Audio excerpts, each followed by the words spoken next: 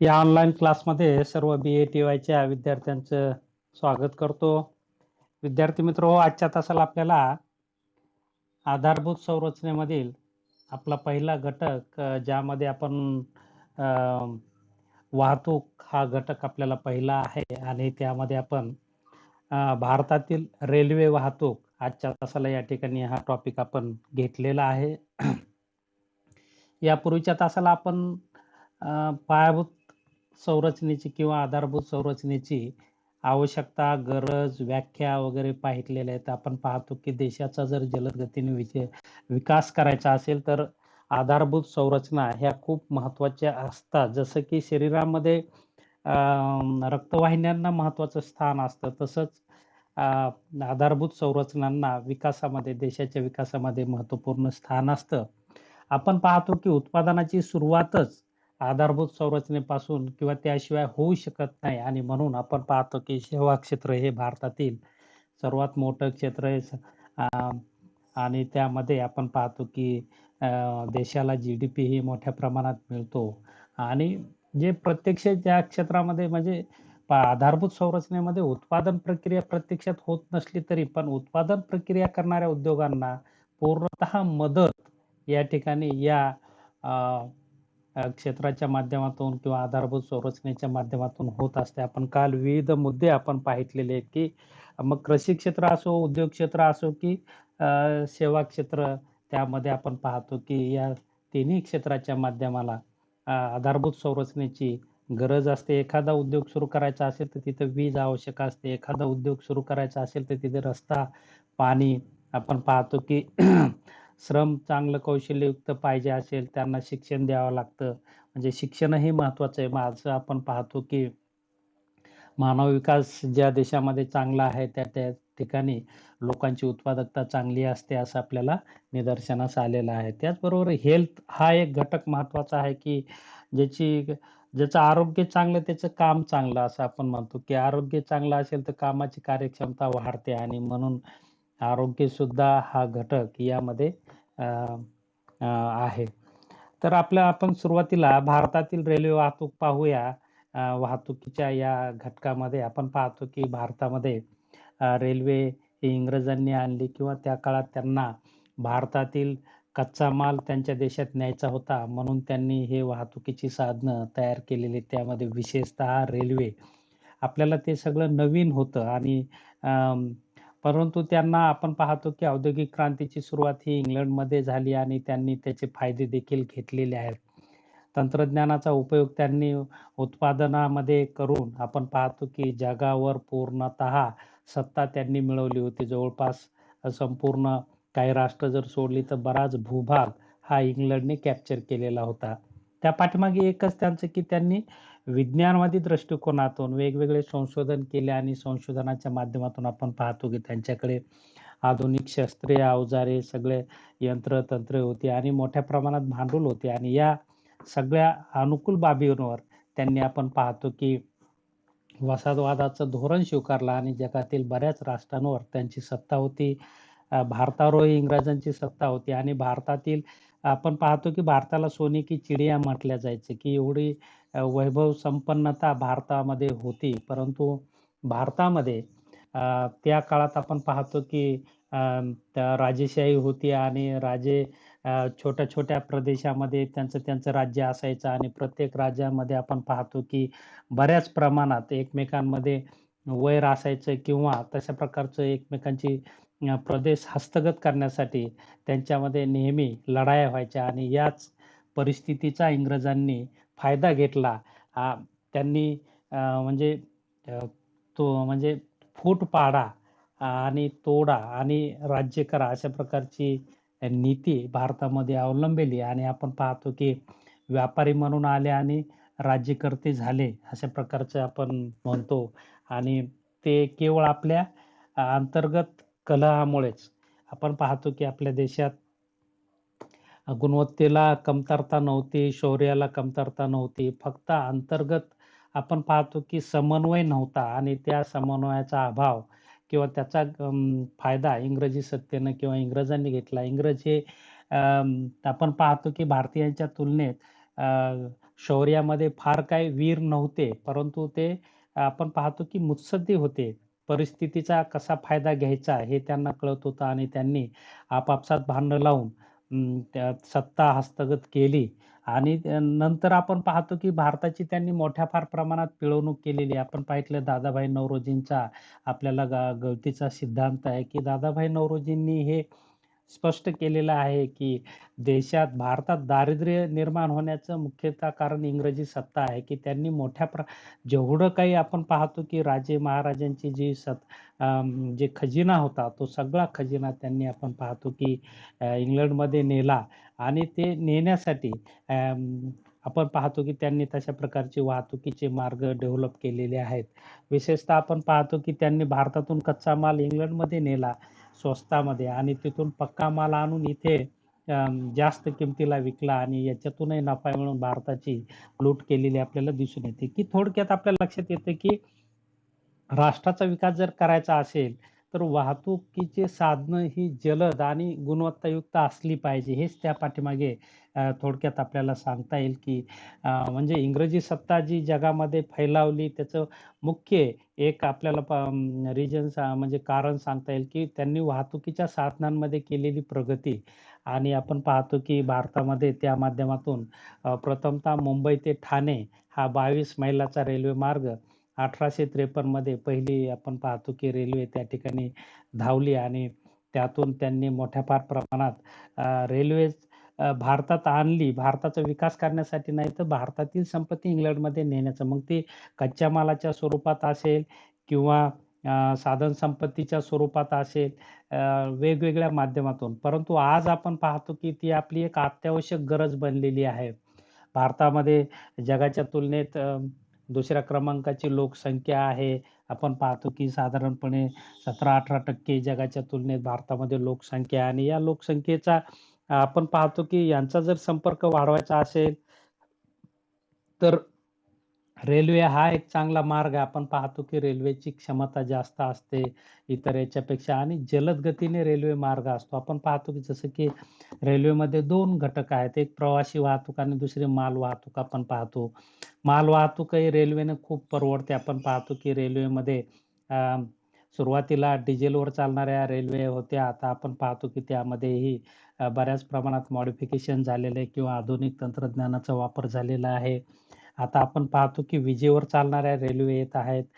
त्यामुळे स्पीड मोठ्या फार प्रमाणात वाढली आहे. त्याचबरोबर आपण पाहतो की जेवढी आपण पाहतो की जपानमध्ये सर्वात जास्त वेगाने धावणाऱ्या रेल्वे असलेल्या आपल्याला दिसून येतात आणि तोच एक प्रोजेक्ट आता भारतामध्येही जपानच्या सहभागातून आपण पाहतो की बुलेट ट्रेन नावाचा प्रकल्प भारतामध्ये 2017 मध्ये आपण पाहतो की भारत आणि जपानमध्ये करार झाला आणि त्यानुसार मुंबई ते अहमदाबाद बुलेट ट्रेन सुद्धा येत आहे. की साधारणपणे थोडक्यात सांगायचं की देशाचा जर विकास करायचा असेल, तर वाहतूक ही खूप महत्त्वाची आहे आणि ती जलद गतीने आणि गुणवत्तायुक्त आपण पाहतो की नुसता वाहतूक असून उपयोग नाही, तर ते सुरक्षित पाहिजे आणि त्याची स्पीड पण चांगली पाहिजे. साधारणपणे आपण पाहतो की आपल्याकडची आतापर्यंत वाहतुकीला आता थोडा स्पीड आलाय. सुरुवातीला आपण पाहतो की रेल्वे हे मीटर गेजमध्ये होते. आता जवळपास 97% रेल्वे ब्रॉड गेज झालेली आहे. त्यामुळे थोडं आता रेल्वेमध्ये स्पीड आलेली आहे. आपण पाहतो की रेल्वेच्या वाहतुकीमुळे ग्रामीण भागातला शेतमाल असेल किंवा औद्योगिक संस्थांमधील प्रक्रिया केलेला माल असेल, तो शहरी बाजारपेठेमध्ये आणता येतो. म्हणजे बाजारपेठेचा विस्तार हा वाहतूक यंत्रणेवर अवलंबून असतो. म्हणजे पुरवठा जर वाढवायचा असेल, तर त्यासाठी वाहतूक होणं गरजेचं असतं आणि त्यामध्ये रेल्वे वाहतुकीचा महत्त्वाचा रोल आहे, असं आपल्याला म्हणता येईल. आजपर्यंत आपण पाहूया की भारतामध्ये अं, 1950-51 मध्ये रेल्वे मार्गाची लांबी 53,596 किमी होती. ती 2017 मध्ये 67,368 किमी झालेली आहे. त्यानंतर रनिंग ट्रॅक आपल्याला सांगता येईल. रनिंग ट्रॅकची लांबी 1950-51 मध्ये 59,315 किमी होती. तर मार्च 2017 मध्ये 93,902 किमी झालेली आहे. म्हणजे यामध्ये खूप मोठ्या फार प्रमाणात वाढ झालेली आहे. आपण पाहतो की सर्वात आधुनिक तंत्रज्ञानाचा आविष्कार ज्याला आपण म्हणतो की कोकण रेल्वे ही योजना आहे, की कोकणात आपण पाहतो की भौगोलिक परिस्थिती अनुकूल नसतानाही तिथे रेल्वे नेली. तर रेल्वे नेताना आपण पाहतो की मोठ्या फार प्रमाणात बोगदे करावे लागले. परंतु आपण पाहतो की कोकणातील भौगोलिक परिस्थितीचा देशाच्या विकासाला फायदा करून घेण्यासाठी तिथं रेल्वे जाणं आवश्यक होतं आणि शासनानं ते प्रकल्प आपण पाहतो की नेलेला आहे, की आपण पाहतो की समुद्रातून रेल्वे मार्ग उभा केलेला आहे, की आधुनिक तंत्रज्ञानाचा यामध्ये फायदा घेऊन म्हणजे वाहतुकीचा रोल देशाच्या विकासामध्ये किती महत्त्वपूर्ण आहे हे आपल्याला सांगता येईल, की आपण पाहतो की स्वातंत्र्य मिळाल्याच्या नंतर देशामध्ये मोठ्या फार प्रमाणात मीटर गेजचं ब्रॉड गेजमध्ये रूपांतर झालं. डिझेलवर चालणाऱ्या गाड्या आपण पाहतो की त्याच्या विजेवर चालणाऱ्या गाड्या म्हणजे तशा प्रकारचं इंजिन बदलण्यात आलं. त्याचबरोबर गाड्यांची संख्या आज खूप मोठ्या फार प्रमाणात आहे. तसं पाहायला गेलं तर भारतातील सर्वात मोठा हा सार्वजनिक उपक्रम आहे. आपण पाहतो की हा सरकारी उपक्रम आहे. भारताला स्वातंत्र्य मिळायच्या अगोदर हा खाजगी होता. नंतर शासनाने त्याचं राष्ट्रीयकरण केलं आणि आपण पाहतो की स्वतः शासन हा उपक्रम चालवतं. आपण पाहतो की सरकारी उपक्रमाच्या माध्यमातून, विभागीय मंडळाच्या माध्यमातून स्वतंत्र रेल्वे खातं त्यावेळेस होतं. आपण पाहतो की स्वतंत्र रेल्वे मंत्री असायचा आणि त्यांचं बजेटसुद्धा स्वतंत्र असायचं. परंतु आता रेल्वेचं बजेट आता एक भारताच्या एकूण बजेटमध्येच आता त्याचा समाविष्ट केलेला आहे, सहभाग केलेला आहे. मोदी गव्हर्नमेंट जेव्हापासून आले तेव्हापासून ते एकत्रित आता दाखवायला लागलेले आहेत. आपण पाहतो की एकंदरीत भारताने जसं आपल्याला एक उदाहरण देता येईल की जवळपास मोठ्या फार प्रमाणात आशिया खंडात आपण पाहतो की सर्वात मोठा सार्वजनिक उपक्रमाच्या माध्यमातून धावणारा हा प्रकल्प असलेला आपल्याला दिसून येतो की एवढी मोठी व्याप्ती आज आपण मुंबईचा जर विचार केला, तर एक दिवस जरी गाड्या बंद असल्या तर लोकांचं काम ठप्प होतं. म्हणजे एक वेळचं जेवण नाही मिळालं चालतं, पण गाड्या वाहतुकी रेल्वे महत्त्वाची आहे असं आपण पाहतो. कारण रेल्वेचा प्रवास हा सुरक्षित आहे, स्वस्त आहे आणि जलद आहे. हे त्यामुळे लोकांना तो सुरक्षित वाटतो आणि लोकांचा रिस्पॉन्स आता खूप मिळत आहे. आपण पाहतो की सार्वजनिक उपक्रमातला हा एक प्रकल्प आपण पाहतो की नफ्यामध्ये चालणारा आहे. त्यामध्ये मोठ्या फार प्रमाणात शासनाने गुंतवणूक केलेली आहे. शासकीय मोठमोठाले कारखाने, उद्योग जसे की कोचेस बनवणारे, इंजिन बनवणारे आपण पाहतो की तशा प्रकारे स्वतः शासनाने हा प्रकल्प उभा केलेले आहेत. त्यातून मोठ्या फार प्रमाणात लोकांना रोजगार मिळालेला आहे आणि महत्त्वाचं एक रोजगाराचं एक साधन म्हणूया, या जलद वाहतुकीचं साधन म्हणूया. आज आपण पाहतो की खेड्यातला सहज शेतमाल हा मुंबईच्या बाजारपेठेमध्ये किंवा दिल्लीच्या पेठेमध्ये किंवा मद्रासच्या बाजारपेठेमध्ये किंवा हैदराबादच्या बाजारपेठेमध्ये सहज शेतातली पपई जात आहे, शेतातले फुलं जात आहेत, शेतातला माल जात आहे किंवा औद्योगिक प्रक्रिया केलेल्या वस्तू जात आहेत. एका दिवसात लोक मुंबईत जातात आणि परत येतात. तर यामुळे आपण पाहतो की शहरी आणि ग्रामीण भागातलं अंतर कमी होतं. आपण पाहतो की त्यामुळेच राष्ट्राचा जर विकास करायचा असेल तर आधारभूत संरचना ह्या खूप महत्त्वाच्या आहेत आणि त्यामध्ये सर्वात महत्त्वाचं आपण पाहतो की जमिनीवरील जी वाहतूक आहे त्यामध्ये रेल्वे वाहतूक विशेषतः ही सर्वात सुरक्षित, स्वस्त, जलद आणि आपण पाहतो की विश्वासार्ह लोकांची त्यामध्ये दिसून येते की आपण पाहतो की अ, दरवर्षी गव्हर्नमेंट रेल्वे गाड्यांची संख्या वाढवत आहे. आज आपण पाहतो की एका दिवसामध्ये मुंबईला जाऊन सहज माणूस येतो. नाहीतर पूर्वी मुंबईला जाणे म्हणजे फार मोठं दिव्य असायचं. परंतु आता आपण पाहतो की हे सर्व रेल्वे वाहतुकीमुळे सोपं झालेलं आहे, की आपण पाहतो की मालगाड्याही मोठ्या फार प्रमाणात संख्या वाढवली आहे, की त्यामध्ये शेतीला आदानांचा पुरवठा करणाऱ्या आणि शेतीचा माल अ, पुन्हा बाजारपेठेमध्ये नेण्यासाठी अ, या गाड्यांचा मोठ्या फार प्रमाणात उपयोग होतो. एका राज्यातून दुसऱ्या राज्यामध्ये आपण पाहतो की सहजरित्या मालांची वाहतूक आणि स्वस्त वाहतूक आणि जलद वाहतूक रेल्वेच्या आणि सुरक्षित वाहतूक विशेषतः आपण पाहतो की फार मोठे आता रेल्वेमध्ये एवढा आधुनिक तंत्रज्ञानाचा वापर होत आहे की तिथे ॲक्सिडेंटचं प्रमाण देखील खूप कमी झालेलं आहे आणि साधारणपणे बऱ्याच ठिकाणी आता आपण पाहतो की डबल ट्रॅक झालेल्या आहेत. सिंगल ट्रॅक जिथं आहे तिथं ब्रॉड गेज आलेला आहे आणि त्यामुळे आपण पाहतो की मोठ्या फार प्रमाणात भारताने यामध्ये विकासाचा टप्पा गाठलेला आहे. आपण गेजच्या बाबतीत पाहितलं तर ब्रॉड गेज आपण पाहतो की टक्केवारी 94% आहे. मीटर गेज 2016 ची ही आकडेवारी आहे. मीटर गेज 4% आहे. नॅरो गेज 2% आहे. म्हणजे एकंदरीत आपण पाहतो की आता सगळीकडे सिंगल जरी ट्रॅक असला, सिंगल ट्रॅकचं प्रमाण खूप कमी आहे. परंतु जरी असला तरी तो ब्रॉड गेजमध्ये आणि ब्रॉड गेजमध्ये रेल्वेची स्पीड चांगली असते, सुरक्षितता आहे. आता आपण पाहतो की रेल्वेमध्ये सगळं ऑनलाईन झालेलं आहे. घरबसल्या आपण पाहतो तिकीट काढता येतं, रिझर्व्हेशन काढता येतं आणि त्यामुळे प्रवाशांची संख्या ही खूप मोठ्या फार प्रमाणात वाढलेली आहे. रेल्वेचं उत्पन्न आपण पाहतो की मालवाहतुकीच्या माध्यमातून सर्वात जास्त मिळतं आणि त्यानंतर प्रवासी वाहतुकीचं. म्हणजे गव्हर्नमेंटला नफा देणारा, दरवर्षी खात्रीचं उत्पन्न देणारा हा प्रकल्प एक आपण पाहतो की एक तर गव्हर्नमेंटचंही उत्पन्न यातून वाढतं आणि लोकांच्या विकासाला, लोकांची गतिशीलतेला आपण पाहतो की उत्पादन घटकाची गतिशीलता या अ, अ, आधारभूत संरचनेमध्ये वाढते आणि जेवढी उत्पादन घटकाची गतिशीलता ज्या देशामध्ये जास्त असते, त्या देशाचा विकास लवकर होत असतो, जलद गतीने होत असतो, विकासात अडथळे निर्माण होत नाहीत. आपण पाहतो की त्यामुळे श्रमाची गतिशीलता वाढते. सहज आज व्यक्ती आपण पाहतो मुंबईला जात आहे, चेन्नईला जात आहे, हैदराबादला जात आहे आणि तोही सहजरित्या साधारणपणे 1-2 हजाराचं जरी वस्तू आणायच्या असतील, तर आपण पाहतो की लोक आता मुंबई, पुणे, हैदराबादला जात आहेत. कारण रात्रीतून रेल्वेत बसले की सकाळी पुन्हा तिथे खरेदी करणं, संध्याकाळी आपल्या घरी येणं एवढं सोपं आणि सुरक्षित झालेलं आहे आणि त्यामुळे आपण पाहतो की लोकांचा संपर्क वाढलेला आहे. संपर्क वाढल्यामुळे आपण पाहतो की लोकांचे विचार बदलतात. विचार पॉझिटिव्ह झाले की लोकांची कार्यक्षमता वाढते, उत्पादकता वाढते, क्षमतेचा विकास होतो आणि लोकांना रोजगाराच्या संधी निर्माण होतात आणि त्यामुळे आपण पाहतो की राष्ट्राचा विकास हा घडून येतो.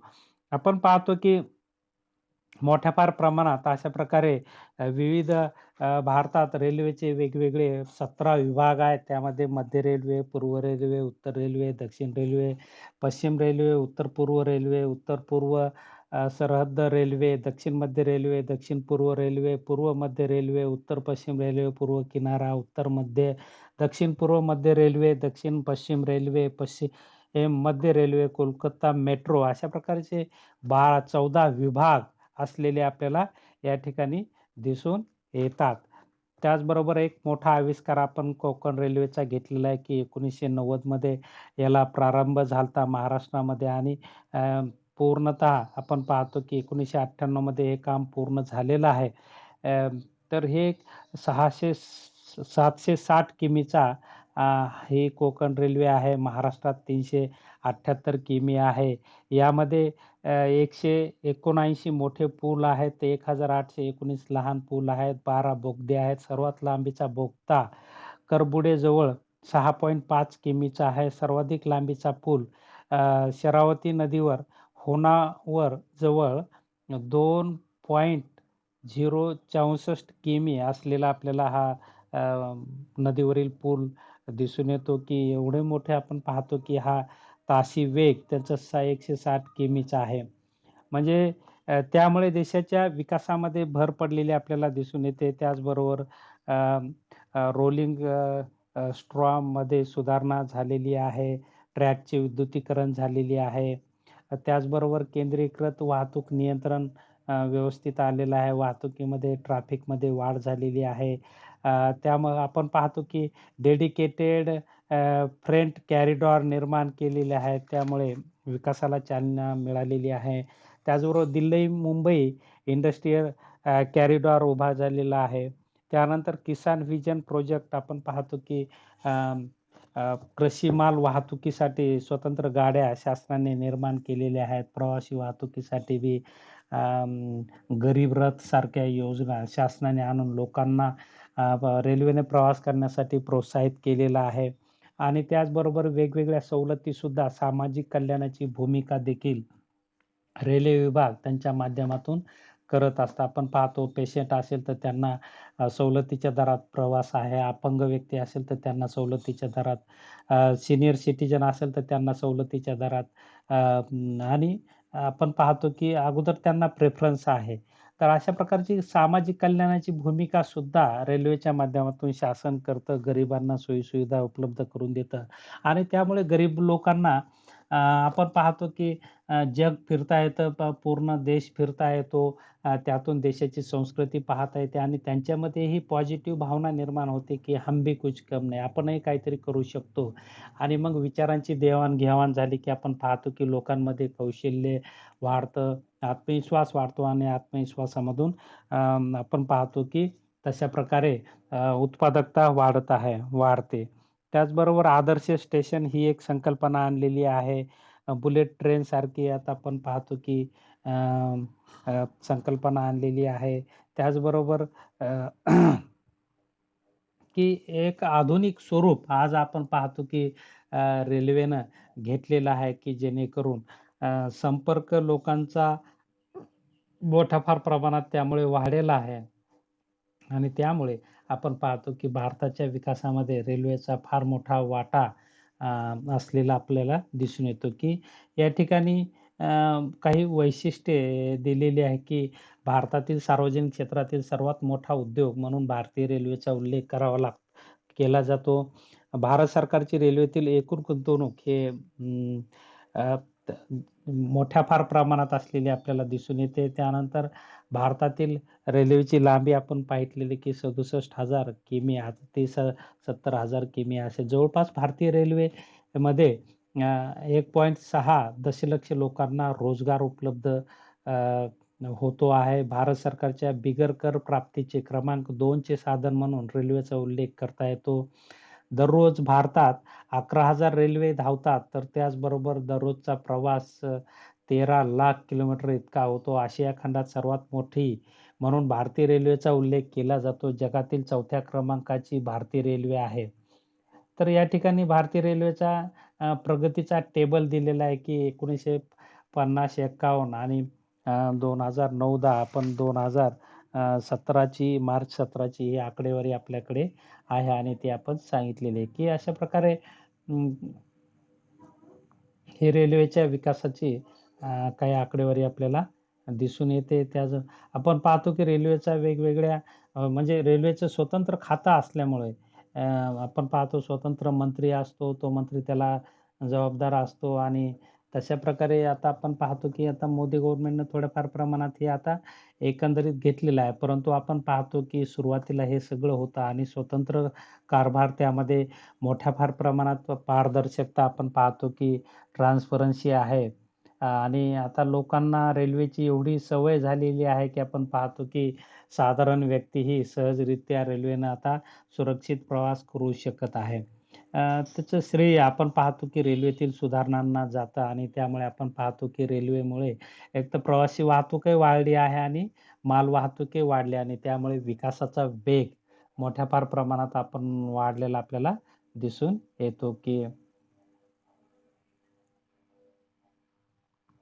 या ठिकाणी जागतिक तुलना करणारा एक टेबल आहे, की भारतात 1,00,000 लोकसंख्येसाठी सरासरी रेल्वेची लांबी 9.6 आहे. तर अमेरिकेमध्ये 224 आहे, तर ब्रिटनमध्ये 46 आहे, तर बेल्जियममध्ये 465 आहे.